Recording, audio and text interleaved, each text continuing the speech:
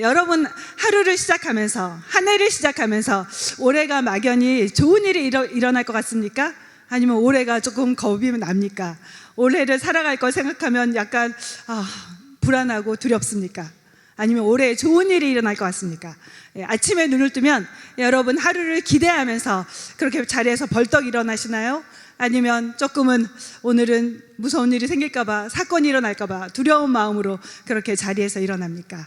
네. 우리가 몸담고 있는 세상은 사실은 굉장히 두려운 일들이 많이 일어나는 세상이죠. 네, 누군가 그런 얘기를 했습니다. 뉴스를 안 보면 불안한데 뉴스를 보면 더 불안하다. 여러분은 어떻습니까? 오늘날의 세상, 우리가 살아가는 세상, 정말 모든 것들이 기존의 질서들이 허물어지고 많은 변화가 일어나는 세상, 흔들리고 있다고 할 수 있겠죠. 두려움이 일어날 수밖에 없는, 두려움을 야기시키는 그런 세상인데요. 지난 1월 달에만 해도 이상기온으로 인해서 너무나 많은 눈 폭풍 또 한파로 인해서 135명의 사람들이 생명을 잃었다고 합니다.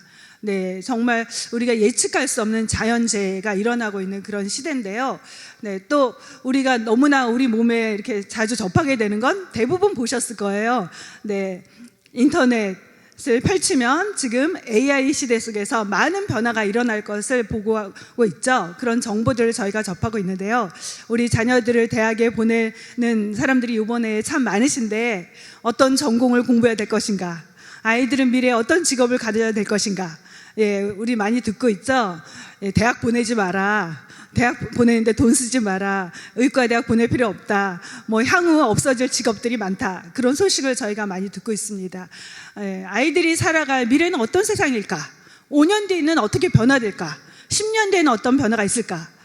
잘 그림이 그려지지 않습니다. 앞을 내다보기가 참 어려운데요.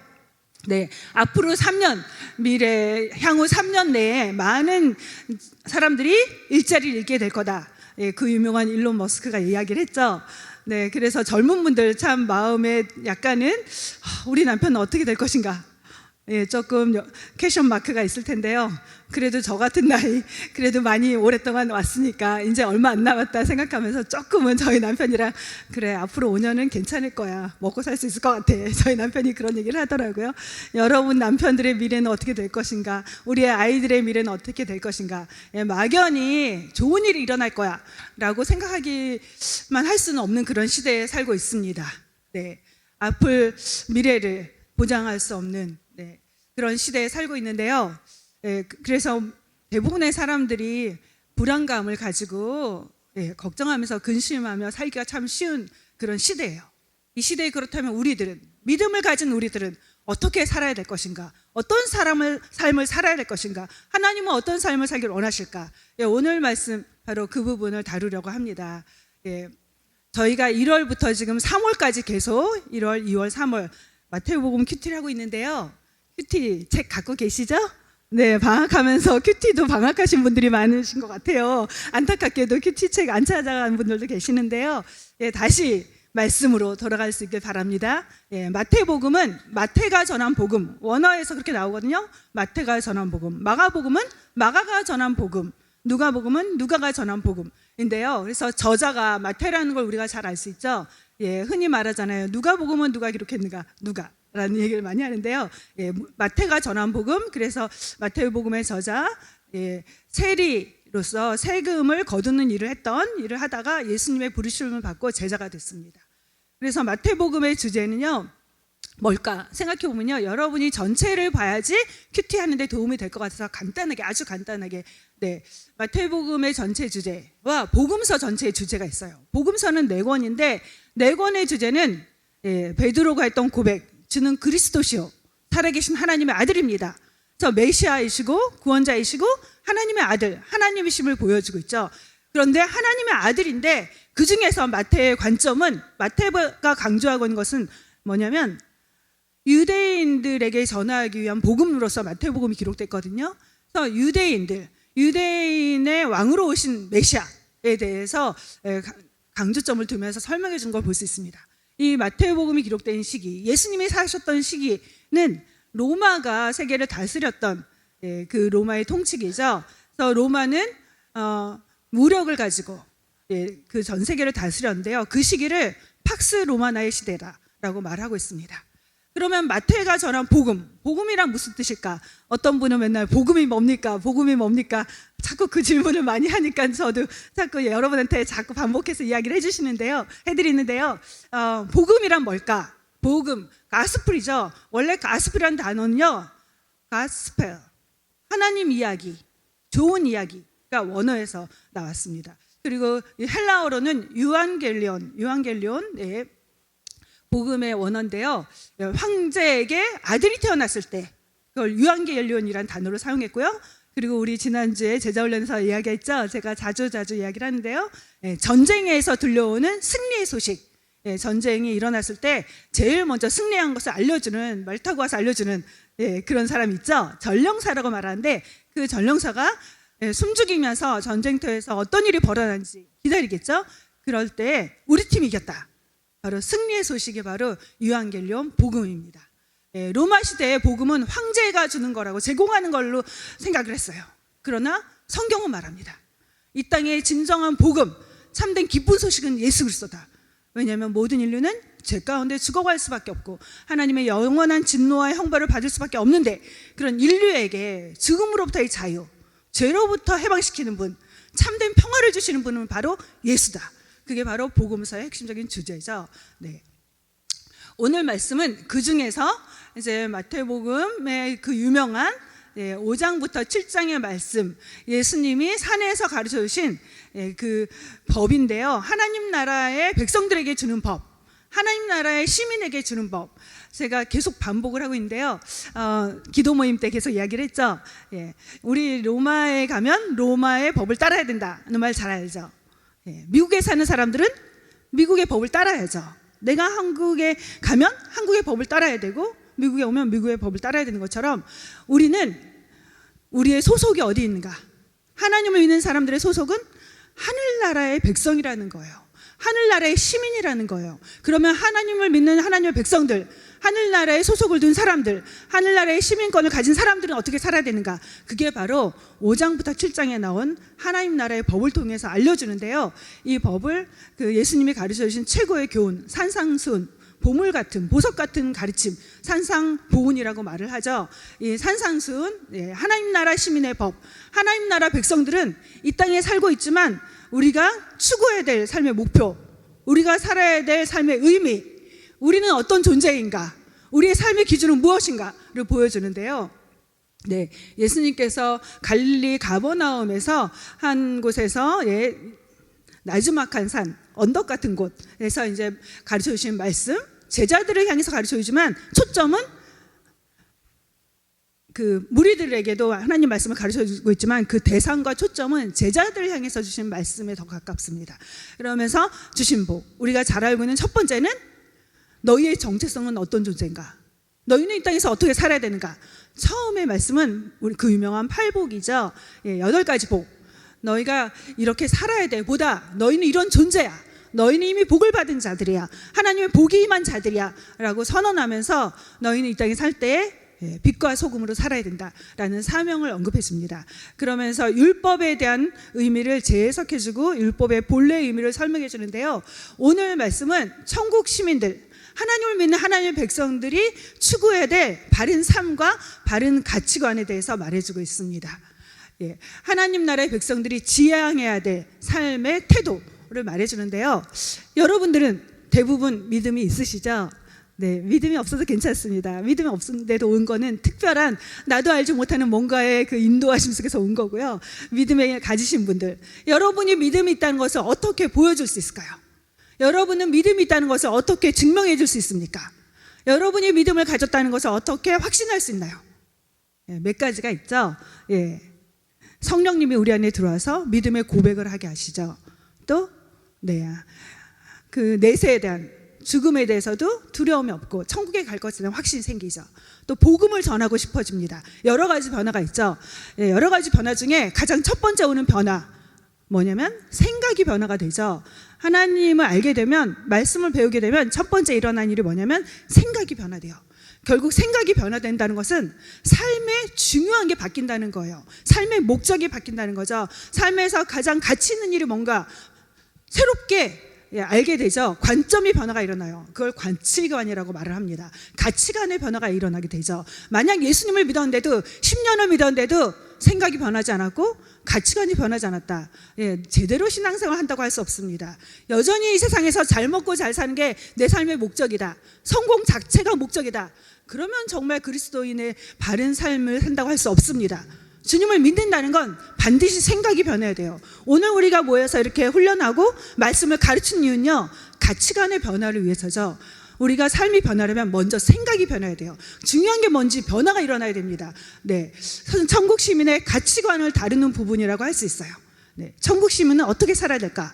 이 땅에 물질을 추구하며 사는 삶이 아니다. 하늘의 보화를 쌓아야 된다. 하나님 나라를 위해서 투자하며 살아야 된다. 이 땅에서 모으던 것들을 이제 하늘나라로 전환시켜라. 그렇게 말씀하죠. 너의 믿음을 물질 사용을 통해서 하나님이 주인인 것을 보여주는 삶을 살아라. 그렇게 말했습니다.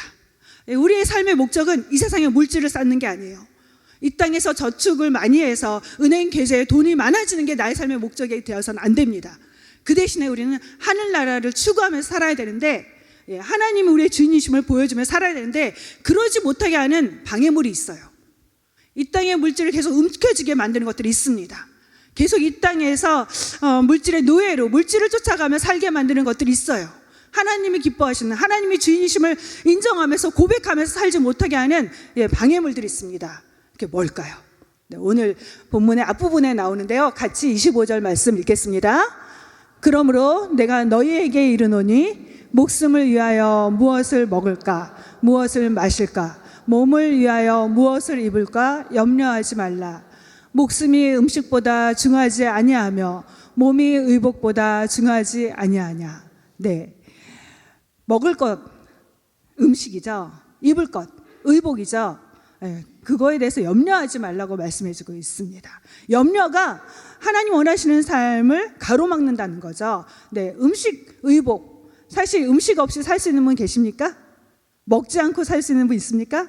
아무것도 마시지 않고 할 수 있는 사람 아무도 없죠. 우리는 모두 다 살아가는데 먹을 것도 필요하고 또 옷도 필요합니다. 추운 날에는 더더욱 우리를 따뜻하게 보호해줄 옷들이 필요하죠. 생필품, 그런 것들을 구하지 말라. 그런 게 필요 없다는 말씀이 아니에요. 생활에 필요한 것들을 준비하고 또 그런 것들을 대비해서 필요한 만큼 모아놓고 저축하는 거 필요합니다. 그런 것들이 모두 다 잘못됐다고 말하는 게 아니죠. 잠언서에 보면은 개미를 통해서 지혜를 배우라고 말하고 있어요. 개미는 여름 동안에 열심히 일해서 추운 겨울날 일할 수 없는 날을 위해서 양식을 모으는 그런 지혜를 가진 그런 존재죠. 그래서 그 개미의 지혜를 배우라고 격려하는 걸 볼 수 있습니다. 그리고 또 예수님이 가르쳐 주신 기도 속에는요, 일용할 양식을 주옵시고 라는 기도를 가르쳐 주셨죠. 하나님 나라만을 위해서 기도하는 것이 아니라 하나님 나라를 위해서 기도하고 하나님 영광을 위해서 기도하지만 동시에 우리가 살아가는 일상의 필요들, 현실 세계에 필요한 것들을 위해서 기도하는 것도 예수님이 인정해 주시고 가르쳐 주신 걸 볼 수 있어요. 그래서 이 땅에 사는 동안에 필요한 것들을 준비하고 필요한 것에 대해서 노동을 하고 또 내 힘으로 안 될 때는 기도하는 거 잘못이 아니죠. 그러나 물질을 움켜쥐려는 자세, 그리고 염려하면서 시간을 낭비하는 것, 물질을 통해서 나의 안전을 확보하려는 것, 그런 자세가 잘못됐다는 거죠. 네, 오늘의 첫 번째 주제는요, 예수님이 하신 말씀, 염려하지 말아라. 버려야 될 것, 염려하지 말았는데요, 이 단어가 6번 나옵니다. 이 본문에서 제일 많이 등장을 하는데요. 그럼 염려란 뭘까? 염려는요, 원어로 분열하다, 찢어지다 라는 뜻이에요. 우리의 마음을 찢어서 상하게 하고 고통스럽게 하는 거고요. 또 하나님과의 관계 속에서는 영적으로는 하나님께 집중하지 못하도록 분열시키는 것. 분열, 정신분열, 굉장히 삶을 어렵게 하는 거죠. 네, 믿음 생활을 어렵게 하는 걸로 나타나는데요. 오늘 본문에서 대부분요, 염려하지 말아야 될 이유에 대해서 말해주고 있습니다. 그렇다면 염려하지 말아야 될 이유가 무엇일까? 첫 번째, 염려는 아무런 유익이 없기 때문이에요.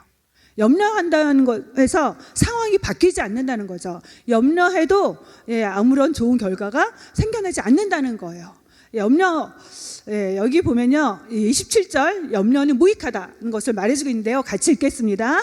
너희 중에 누가 염려함으로 그 키를 한 자라도 더할 수 있느냐. 여기에 한 자는요, 한 규빗을 말해요. 한 규빗 보통 46.5cm. 그러니까 46.5cm의 시간을 늘 만큼의 그런 염려에서 그런 도움을 줄 수 있느냐. 정말 우리가 아무리 걱정하고 염려해도 불행한 사건이 일어나기 마련이고, 염려해도 문제를 해결되지 못하고 미래를 통제할 수도 없고, 그래서 평안을 빼앗아갈 뿐이다 라고 말해주고 있습니다. 여러분이 한번 생각해 보세요. 염려하는 모든 대부분의 것들이 실제로 일어나는가 일어나지 않는가. 통계치를 보면요, 우리가 걱정하는 것의 대부분은 일어나지 않는다고 하죠. 그 일이 발생할 확률은 매우 낮다고 합니다. 85%의 염려들은요 절대로 일어나지 않는데요. 코넬 대학교에서 연구했는데요, 우리가 걱정하는 것이 거의 현실화되지 않는다는 결론이 나왔습니다. 단지 15%만이 실제로 일어날 수 있는 가능성이 있는데, 15%의 79%, 대부분은 우리가 생각했던 것보다 훨씬, 예상했던 것보다 훨씬 결과가 심각하지 않았고요. 그리고 해결을 할 수 있었다고 합니다. 그리고 그 일을 통해서 오히려 자신의 삶이 성숙하게 되는 그런 계기가 되었다고 해요. 그러니까 연구 결과를 보면, 결론적으로 해보면요, 단지 3%만이 일어날 수 있는 일들인데요, 걱정과 염려는 대부분 97%는 할 필요가 없다라는 거죠. 예수님이 하신 말씀하고 동일한 결과죠. 염려하지 말아라, 염려해봤자 아무 소용이 없다는 그 말씀하고 연결되는 거 볼 수 있습니다. 두 번째, 예수님이 하시는 염려하지 말아야 될 두 번째 이유는요, 교회 다니신 분들 너무나 잘 아는 내용이죠. 이 본문에 많은 구절을 화려하고 있는 부분인데요, 이 구절을 통해서 우리에게 말씀해 주시는 게 뭘까를 저희가 같이 생각해 보기 원하는데요, 세 가지 예를 들면서 염려하지 말라고 말해주고 있어요. 사실 이렇게 구구절절히 하는 이유는 성경을 잘 모르는 분들을 위해서 하는 거니까 이해해 주세요. 교회를 오래 다니는 분들은 다 이미 알 수 있죠. 예수님이 염려하지 말아야 될 이유를 세 가지를 듭니다. 첫 번째, 26절에 나옵니다. 같이 읽겠습니다. 공중에 새를 보라. 심지도 않고 거두지도 않고 창고에 모아 들이지도 아니하되 너희 하늘 아버지께서 기르시나니 너희는 이것들보다 귀하지 아니하냐. 하나님이 하늘을 날아다니는, 공중에 날아다니는 그 수많은 새들도 먹이시고 입히시고 길러주시는 분이라는 거예요. 새를 보라 해서 이 본다는 건요, 자세히 주의 깊게 살펴보라는 거예요. 자세히 새들을 한번 살펴봐라. 새들이 농사 짓는 거 본 적 있니? 새들이 씨를 뿌리는 거 본 적 있니? 새들이 추수하는 거 본 적 있니? 새들이 결실들을, 곡식들을 모아서 창고에 거둬들이고 저장하는 거 본 적 있니? 그런 거 본 사람 있으십니까? 여러분 중에 본 사람 있으면 말해 주십시오. 새들은 농사 짓지 않는데도 하나님이 길러주시기 때문에 잘 먹고 잘 살고 있지 않느냐, 그렇게 말해주고 있죠. 그러면서 염려하지 말아야 될 두 번째 예를 들고 계십니다. 28절 말씀입니다. 읽겠습니다. 또 너희가 어찌 의복을 위하여 염려하느냐. 들의 백합화가 어떻게 자라는가 생각하여 보라. 수고도 아니하고 길쌈도 아니하느니라. 들에 피어있는 꽃들을 봐라. 저 꽃들이 수고해서 그렇게 예쁜 색깔을 보여주고 있느냐. 예쁜 그 꽃들을 볼 때 누가 저 꽃들 다양한 형형 색깔의 그 컬러를 입혀주었느냐. 그렇게 말하고 있죠. 들에 피는 꽃도 하나님이 입혀주신다. 여기 나오는 백합화는요, 사실 번역할 때 백합화로 번역을 했는데요, 이렇게 팔레스타인의 들에 많이 존재하는 들꽃은 아마도 아네모네가 아닐까라는 이야기가 있어요. 그래서 빨간색, 이게 아네모네를 가리킬 수 있다라는 해석들이 있는데요, 그렇게 들에 피어나는 많은 꽃들을 볼 때 그 꽃들이 가지고 있는 아름다움, 그 세계 최고의 지혜자, 부귀 영화를 누렸던, 그래서 솔로몬 시대에 막 은을 흔하게 여겼다고 하죠. 그만큼 부귀 영화를 누렸던 솔로몬이 차려입은 옷보다 들에 핀 꽃의 아름다움이 더 형용할 수 없이 아름답다라고 말해주고 있죠. 하나님은 인공적인 미하고는 비교할 수 없는 창조주의 그 위대한 솜씨로 꽃들도 치장해 주신다라고 말해줍니다. 그리고 세 번째로, 하나님의 돌보심의 세 번째, 30절에 나오는데요, 같이 읽겠습니다. 오늘 있다가 내일 아궁이에 던져지는 들풀도 하나님이 이렇게 입히시거든 하물며 너희일까 보냐. 이름 없는 들풀들, 하루에 났다가 그 다음날 사라져버리는 그런 들풀도 하나님이 아름답게 키워주시고 돌보시는데 하물며 너희를 돌보시지 않겠느냐. 예, 당시 유대 지역에서요, 들풀은 연료의 재료로 사용됐다 그래요. 이 풀을 말려서 땔감으로 사용했다고 합니다. 그래서 하루밖에 살지 못하는 그런 풀들도 하나님은 입혀주시고 돌봐주시는데 너희들은 돌봐주시지 않겠느냐 라고 말해주고 있죠. 예, 이 세 가지 예를 통해서 정말 말하려고 하는 건 뭘까? 하나님은 자연 만물을 돌보신다. 하나님은 새도, 들꽃도, 들풀도 돌보신다. 하나님은 피조물을 먹이시고 돌보신다. 맞습니다. 그런데 정말 중요한 단어가 뭐냐면요, 하물며란 단어예요. 하물며. 들에 있는 새도 돌보시고 들에 있는 꽃도 돌보시고 들풀도 돌보시는데 하물며 너희를 돌보시지 않겠냐. Much more valuable. 너희는 이 모든 것보다 더 귀하지 아니하냐. 하나님은 어떤 분인지, 그 하나님 앞에 있는 우리는 어떤 존재인지, 어떤 관계인지를 강조하는 건데요, 들풀과 새들도 먹이신 하나님, 그 모든 작은 미물도 이름 없는 존재도 돌보시는 그 하나님, 그 하나님이 너희의 아버지야, 너의 아버지야. 그 하나님이 반드시 너를 돌보실 거야. 너의 필요를 알고 계시고 너를 책임져 주실 거야. 네. 가장 중요한 단어가 하물며. 다른 거 다 잊어버려도 하물며는 잊지 마세요. 하물며. 너희는 하나님께 얼마나 귀한 존재인지 아니? 하나님의 사랑을 입은, 하나님의 택하심을 받은 너는 하나님 앞에서 얼마나 소중한 존재인지 아니? 이 세상에 존재하는 모든 것하고 비교할 수 없는 하나님의 모습을 닮은, 하나님의 형상을 가진, 하나님의 구원을 받은, 하나님의 사랑을 입은 너희는 너무나 귀중한 존재야. 새를 볼 때마다 기억하라는 거예요. 하늘을 나는 새를 볼 때마다 하나님은 새도 먹이셨어. 나는 하물며 새보다 더 사랑하시는데. 하나님은 꽃을 볼 때마다 기억하라는 거예요. 이 땅에 존재하는 들에 있는 꽃들 아무도 돌봐주지 않지만 들에 꽃을 입혀주신 하나님, 이름 없는 그 작은 들풀을 돌보신 하나님, 그 하나님을 들풀을 볼 때마다 기억하라는 거예요. 그 하나님이 너의 아버지시니까 너를 반드시 지켜주실 거야. 너를 책임져 주실 거야. 너를 먹이실 거야. 비록 남편의 직장이 어떻게 될지 몰라도, 미래에 어떤 일이 일어날지 몰라도, 미래에 어떤 위험한 일을 당할지 몰라도 반드시 기억하라는 거예요. 그 새를 돌보신 하나님, 그 하나님 반드시 너를 책임져 주신다는 사실을, 그거를 말해주고 있는 거죠. 네, 좋으신 하나님, 우리의 아버지십니다. 그분은 우리에게 가장 좋은 것을 주기를 기뻐하시는 분이세요. 우리에게 공급해 주시기를 원하십니다. 예, 그 하나님의 공급은 어느 수준일까? 7장 12절에 말해주고 있죠. 같이 읽겠습니다. 하물며 너희가 악한 자라도 자식에게 좋은 것으로 줄 줄 알거든. 하물며 하늘에 계신 너희 아버지께서 구하는 자에게 좋은 것으로 주시지 아니하겠느냐. 여기에도 하물며란 단어가 나오죠. 이 기도 그리고 이 가르침, 산상수훈을 쭉 연결해 보면요, 뒤에서도 다시 한번 반복하죠. 너희는 하나님의 사랑을 입은 자녀야. 악한 사람들도, 악인이라고 하는 사람들도요, 집에 가서 자기 자식들이 아빠 배고파, 엄마 배고파, 그러면 어떻게 할까요? 아빠 나 고기 먹고 싶어요. 근데 뱀을 딱 던져주는 사람? 없죠. 엄마 저 너무 배고파요. 그런데 먹을 거 없어. 그렇게 쉽게 외면하지 않습니다. 아무리 가난해도 정말 빌려서라도 자식이 배고프다 그러면 먹을 걸 주겠죠. 밥을 주려고 할 거예요.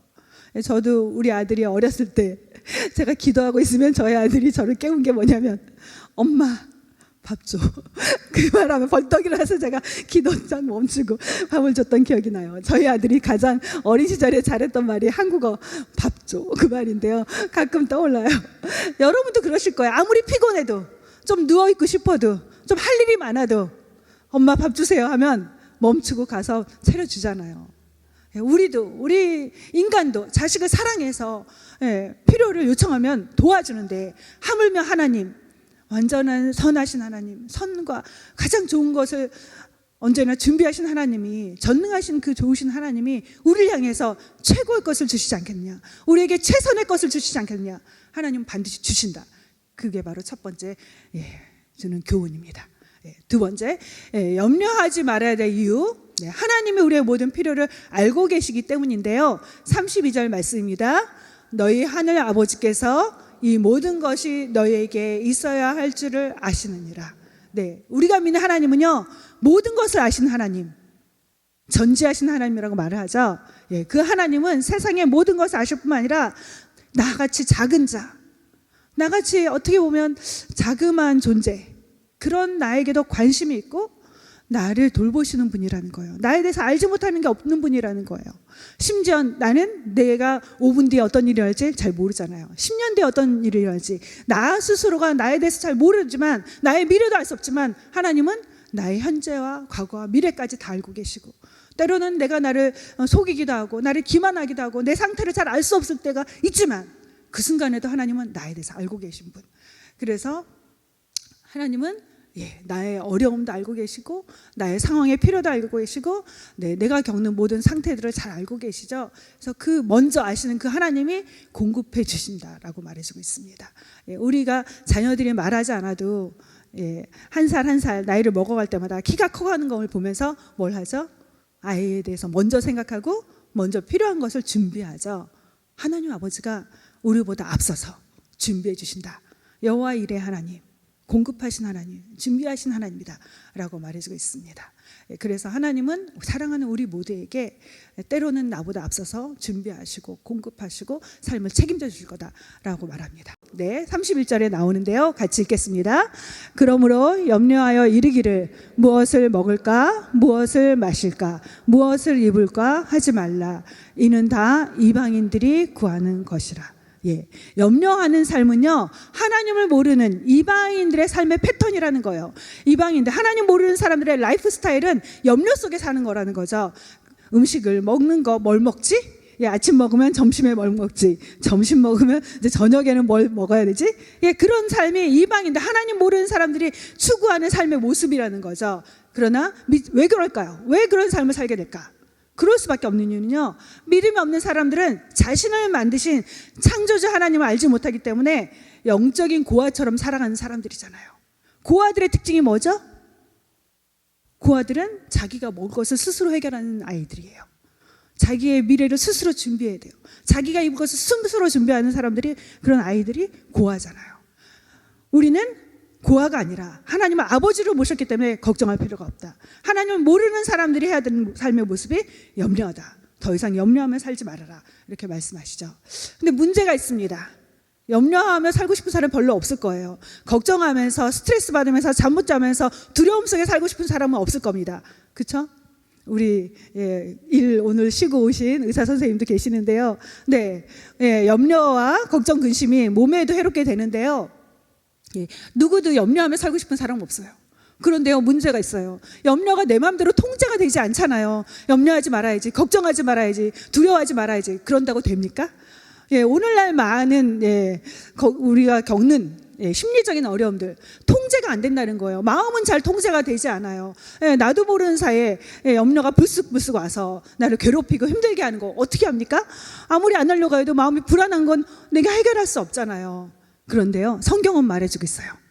염려를 극복할 수 있는 방법이 있다. 염려를 이길 수 있는 방법이 있다. 염려하지 않고 살 수 있는 방법이 있다. 그래서 우리가 이 자리에 있는 거죠. 그래서 우리가 예수를 믿는 겁니다. 정말 예수를 믿으면 염려를 극복할 수 있는 그런 삶을 살 수 있어요.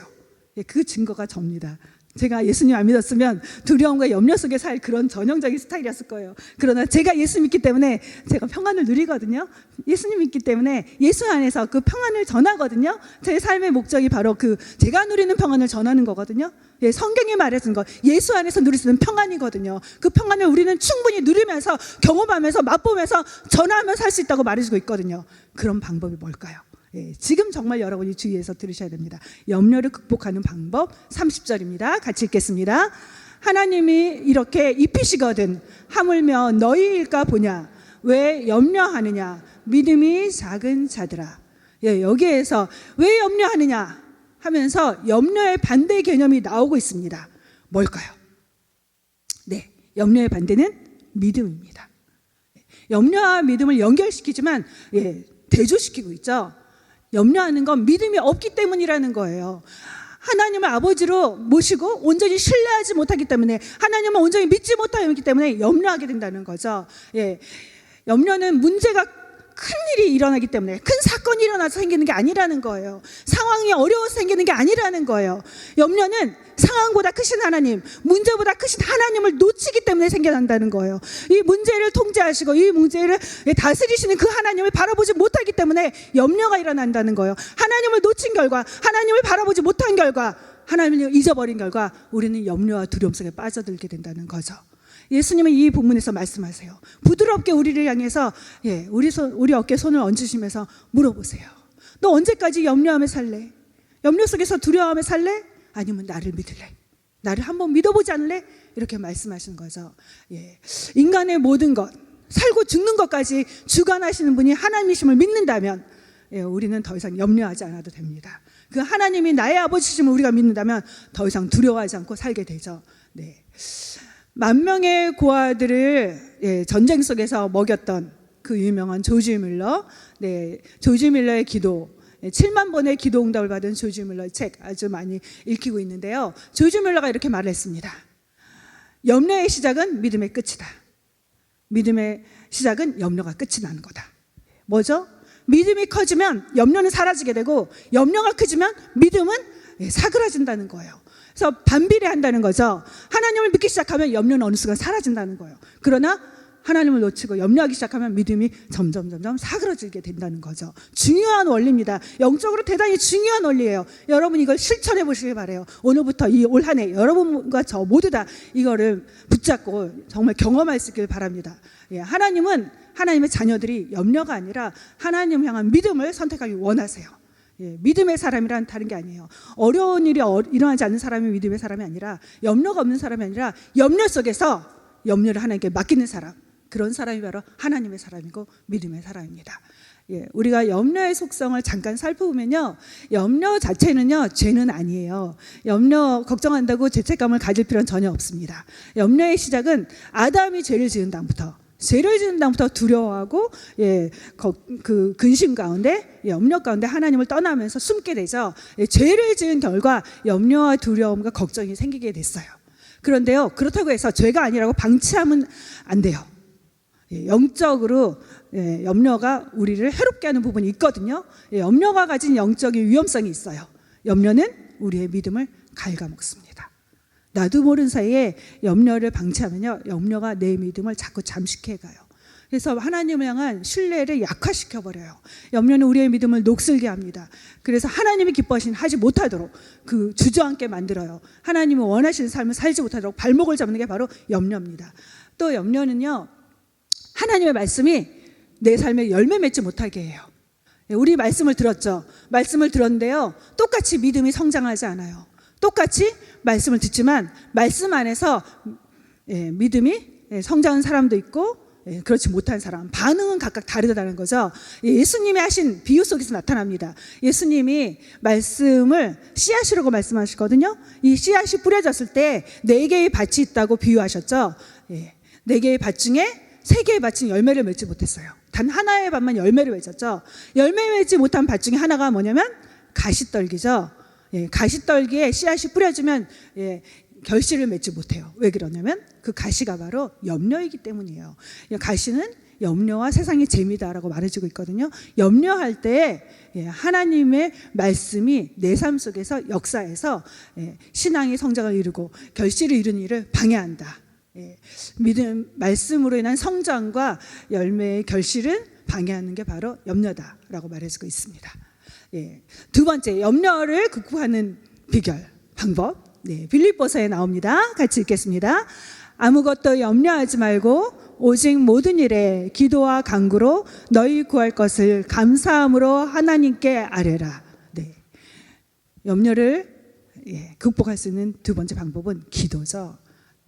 순간순간 마음에서 올라오는 그 염려가 있을 때, 근심이 있을 때, 마음속에 염려가 파고들 때 우리가 해야 될 일은 기도라는 거예요. 그 순간에 가만히 있지 마세요. 기도하세요. 하나님, 꼭 눈을 감지 않아도 돼요. 하나님의 이름을 부르세요. 하나님을 찬양하십시오. 찬양이 기도잖아요. 주님의 이름을 부르세요. 그게 기도예요. 길을 걸어가면서도 순간순간 내 마음에 걱정이 밀려들 때 그때마다 주님의 이름을 부르세요. 주님, 하나님 아버지의 이름을 부르세요. 나에게 아버지가 계신다. 전능하신 아버지가 계신다. 나를 사랑하신 아버지가 계신다. 하나님의 이름 부르면서 기도하십시오. 우리가 염려를 없앨 수는 없지만 기도할 수는 있잖아요. 기도하는 순간 그 기도가 염려를 다 녹여내버릴 거예요. 염려를 떠나가게 할 겁니다. 염려한 대신에 기도의 자리로 나아가시는 여러분 되시기 바랍니다. 올해는 기도하는 해가 되십시오. 올해는 염려 대신에 나는 기도하는 아내로 살겠다. 나는 기도하는 어머니로 살겠다. 그래서 믿음의 가문을 이루는 기도를 통해서 그런 삶을 살겠다. 염려가 올 때마다 주의 이름을 반드시 부르십시오. 좋으신 하나님 앞에 내 삶의 모든 문제들, 걱정들을 맡길 때에 하나님은 우리를 염려의 늪에서 빠져나오게 하실 겁니다. 그리고 우리 안에 하늘의 기쁨, 하늘의 평안, 하늘의 은총으로 채워주실 겁니다. 여러분을 한번 생각해 보세요. 스스로를 나는 낙천적인 사람인가? 아니면 걱정이 많은 사람인가? 만약에 여러분 안에 염려가 있다면 무엇을 염려하는가? 건강에 대한 염려? 나이를 들어가는데 내 건강은 점점 안 좋아지고 있는데 나는 아프면 안 될 텐데 남편의 건강, 내 건강, 여러 가지 건강에 대해서 생각하게 되죠. 또 자녀들에 대한 걱정이 참 많죠. 얘는 공부를 잘해서 또 좋은 친구들과 잘 지내면서 대학은 잘 가고 밥벌이는 잘하고 미래는 잘 살 수 있을까? 정말 자녀들에 대한 걱정이 많을 수밖에 없어요. 그렇습니다. 저도 이해가 됩니다. 저도 아들이 지금 시험을 지금 못 보고 있거든요. 그래서 그런 막연한 미래에 대한 여러 가지 두려움이 있죠. 이 시간 우리 모두 다 그 염려를 주님 앞에 가지고 갑시다. 그 염려를 믿음으로 바꿉시다. 이 시간 우리가 선택해야 돼요. 염려가 오는 건 어떻게 할 수 없지만 믿음을 선택할 수는 있습니다. 이 모든 염려를 하나님 손에 맡겨드립니다. 거룩한 상상력, 기도의 대가가 그렇게 얘기했죠. 거룩한 상상력을 가지고 지금 내 손에 염려하는 것들이 있으면 이거를 하나님 손으로 올려드리는 그런 걸 생각하면서 하나님 이 자녀를 하나님께 맡겨드립니다. 하나님 저의 미래를 하나님께 맡깁니다. 하나님 우리 가정을 하나님께 맡깁니다. 저의 건강도 맡깁니다. 사랑하는 사람들도 맡깁니다. 맡기세요. 기도하면서 염려가 올 때마다 기도합시다. 하나님을 신뢰하며 살겠다는 결단과 함께 기도로 염려를 이기는 여러분 되시기를 주님의 이름으로 축복합니다. 그 대신에 성경에서 오늘 후반부의 세 번째 중요한 주제는 염려 대신에 우리가 해야 될 일이 있다는 거예요. 염려하는 대신에 우리가 정말 적극적으로 살아야 될 모습이 있다고 말해줍니다. 그 모습인데요. 33절 말씀입니다. 그 유명한 말씀이죠. 같이 읽겠습니다. 너희는 먼저 그의 나라와 그의 의를 구하라. 하나님의 나라를 먼저 구해라. 하나님의 의를 구하라. 하나님께서 나의 아버지시고 나를 책임져 주시고 나를 돌봐주실 것을 믿는 자라면 새로운 삶의 방식으로 살아야 된다. 하나님의 나라를 구하는 삶, 그게 믿는 자들이 살아야 될 삶의 태도다. 그게 라이프 스타일이다 라고 말해주고 있죠. 그렇다면 하나님 나라와 의를 구한다는 건 뭘까요? Kingdom of God and His righteousness. 하나님의 나라를 구한다는 건 뭘까? 하나님의 나라, 하나님의 의는 거의 동의어라고 보시면 돼요. 다른 때 설교하면서 깊이 다루겠고요. 간단하게 보면 하나님의 나라, 나라에서 가장 중요한 요소가 뭐죠? 영토, 주권, 국민에서 주권입니다. 누가 주인인가? 누가 왕인가? 그게 바로 그 나라를 결정하는 가장 중요한 부분인데요. 하나님의 나라는 하나님이 왕이 돼서 다스리는 나라를 말하죠. 하나님이 진리와 사랑으로 다스리는 그 나라, 그 하나님 나라가 내 삶에 이루어지려면 내가 나의 삶의 주인이 아니라 내 맘대로 사는 것이 아니라 하나님이 나의 주인이 되게 하는 삶, 하나님이 내 인생의 주인이십니다. 나의 삶의 주인이십니다. 고백하면서 순종할 때 내 삶 속에 하나님의 나라는 이루어집니다.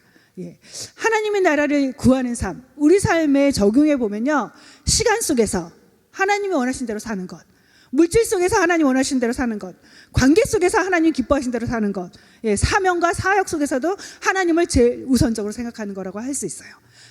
하나님 나라를 확장하는 방법 중에 하나는요, 사람들에게 복음을 전하는 거예요. 하나님을 알지 못하는 자들에게 주님을 전할 때에 하나님의 나라가 확장됩니다. 우리가 지금 이제 오픈하우스를 하는 목적, 그 이유는 단 한 가지예요.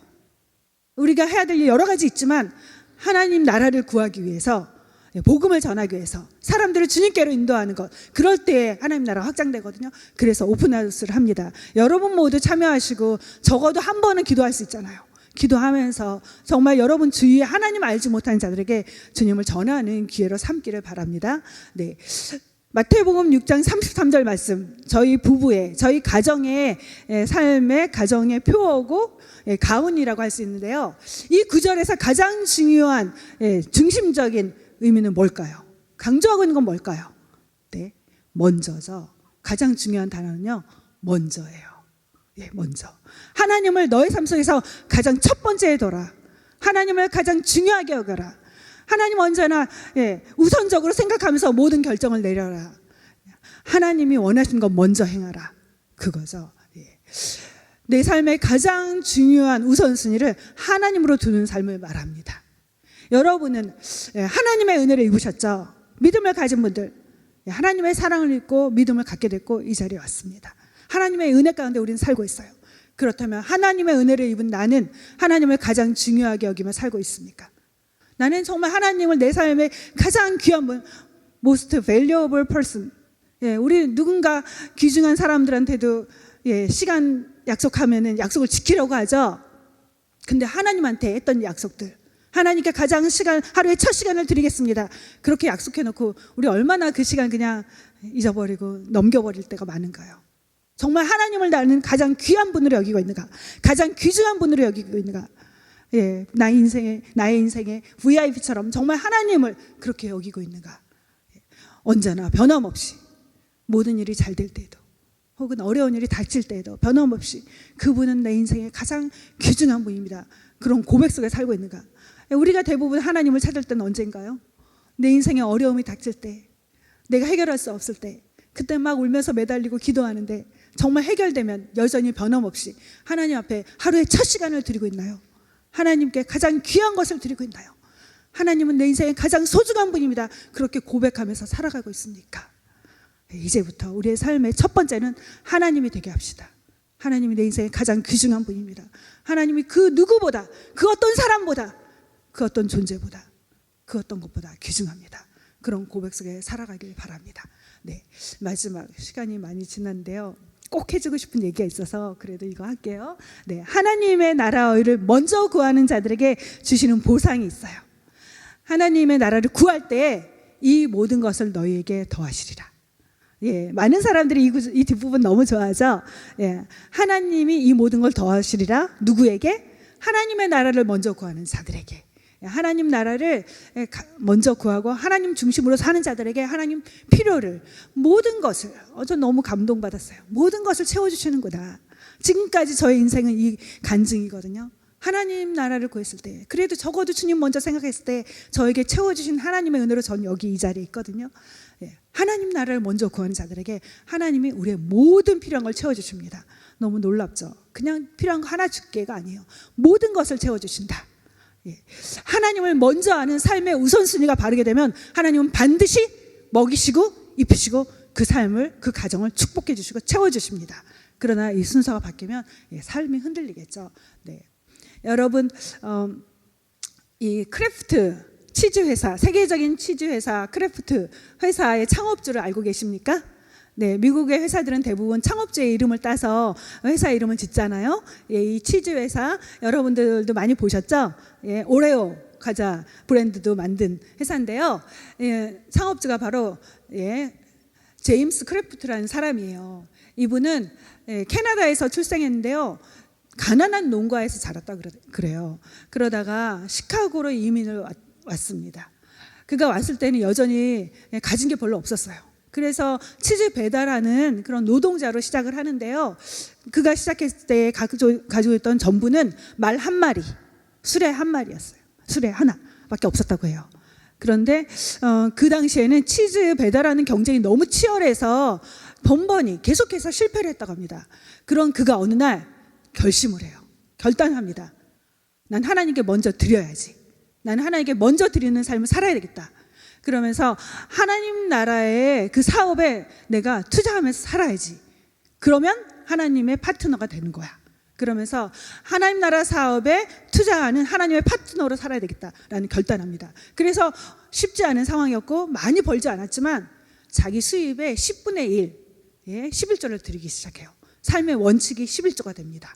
그리고 나서 계속해서 11조를 드린대요. 사업이 점점 잘 되기 시작해요. 그래서 그는 나중에 수입의 90%를 드렸어요. 1,000만 원 번다면 900만 원을 들였다는 거죠. 엄청나죠. 네, 이 회사가 점점 성장해서 지금은 전 세계에서 200개 이상의 브랜드를 보유한 글로벌 식품 기업이 됐는데요.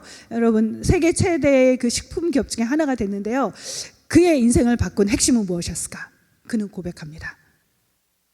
내가 최고의 그 결정과 결단은 하나님께 먼저 드린 거다. 내가 한 최선의 결정은, 가장 잘한 결정은 하나님께 드린 거다. 그의 삶을 바꾼 핵심은 신앙의 우선순위를 바르게 정립한 거였죠. 하나님은, 또 예수님은 지금 여러분 한 사람 한 사람에 물어보세요. 여러분이 대답해 보십시오. 마음으로. 너는 무엇을 쫓아가며 사느냐? 너에게 가장 귀중한 것은 무엇이니? 너가 가장 귀하게 여기는 것은 무엇이니? 하나님을 아버지로 믿고 있느냐? 어떻게 대답하시겠습니까? 우리 같이 기도하겠습니다.